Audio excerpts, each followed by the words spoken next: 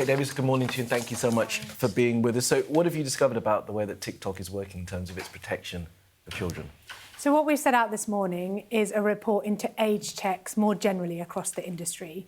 And what we've found is that there has been significant progress. So since we started enforcing last July, we undertook research for the kind of first few months, and we found actually that there is use of age checks across the porn industry. The top 10 sites have age checks. The majority of the top 100 have age checks, but also more broadly. But the job is not done. We need to see more. And what we particularly want to see is for the porn sites, they have to have age checks. Children simply shouldn't be able to access that content. And what we found is that also sites without age checks can be found in search results. And so we're working with Google and Bing to find solutions to that problem. Thirdly, we found that social media is often using methods that we have real questions about, and this is where the investigation into TikTok comes in. Basically, what they're doing is using something called age inference. And what that means is looking at the behaviour of somebody online, what videos are they watching, what are they looking at, and using that to establish the age. But what's required in the Online Safety Act is that a service can identify the children on its service and do so accurately so that it can protect those children. And we have questions about whether that method can do that. Well, yes, and I know that you're making it clear that this is just the launch of an investigation. You haven't drawn any conclusions about TikTok yet, but I am going to just bring in TikTok's response since they found out about this investigation. They say, we strictly enforce age-appropriate experiences through expert-informed platform rules and advanced age inference technologies, which you were talking about. They say in line with major industry peers. They go on, in the 8 years since TikTok launched in the UK, we've invested billions in platform safety. We're confident that we meet our Online Safety Act obligations and will work with Ofcom to demonstrate this. I mean, is there anything about that statement that surprised you? They're pretty sure that their systems work. Well, that's the conversation we need to have. As you say, we're at the start of the process. We have real serious concerns about whether children are accessing content they shouldn't be accessing on TikTok, but also looking at other services that are using these methods. We set out guidance that was very clear about the need for highly effective age checks. That's kind of what it's called, the need for highly effective. And we talked about what those could be. Not exhaustive. This is a very innovative space. Services can use all sorts of things, but things like facial age estimation is now really, really good. That is an effective method. Obviously, using ID is effective.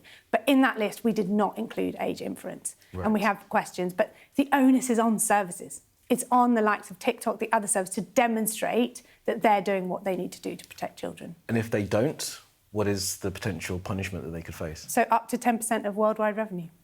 And you'll be willing to enforce that? So we'll use all the tools at our disposal. Because at this point, of course, some tech firms are kind of fighting some of the punishments that have been put in place, and you're unable to actually recoup that money. Well, where we are is we've launched investigations on a wide range of things right across the industry. So on porn sites, for example, we have 23 investigations into 23 companies for 88 sites.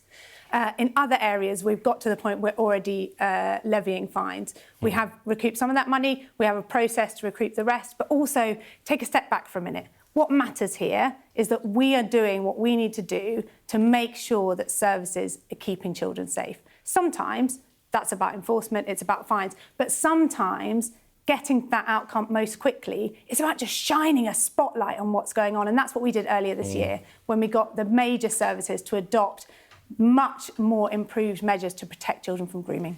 But are you still a little bit disappointed by your investigation and the fact that kids can still access some of this harmful content? I mean, Ofcom itself has been criticised, hasn't it, for not acting quickly enough and strongly enough to try to stop it. Is the regulator doing its job properly? So, well, what I'd want to say today is that we really are using all of those tools. As I say, it's about the ultimate outcome. So here, it's too early to be disappointed in the investigation. We're just starting it. We need to follow a robust process so that we can answer the questions that people rightly have about what's going on these services.